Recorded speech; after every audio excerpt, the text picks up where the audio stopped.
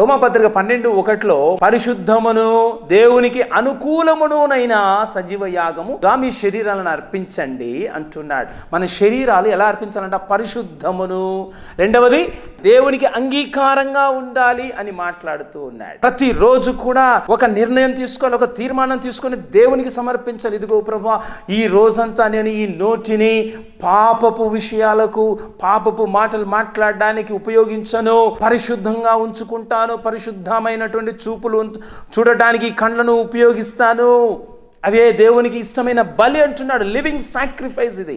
ఈ చెవులు చెడు వార్తలు వినడానికి ఉపయోగించను. హృదయ ధ్యానం, దేని గురించి ధ్యానం చేస్తూ ఉంటావు? నువ్వు ఎప్పుడు ఏ మనిషిని గురించి ధ్యానం చేస్తుంటావు? ఏ పరిస్థితి గురించి ధ్యానం చేస్తూ ఉంటావు? పాపమును గురించా, శరీరాశల గురించా, నేత్రాశల గురించా? నో. దివారాత్రములో నీ వాక్యమును నేను ధ్యానం చేస్తూ ఉంటాను ప్రభువా అని మనం తీర్మానం చేసుకోవాలి.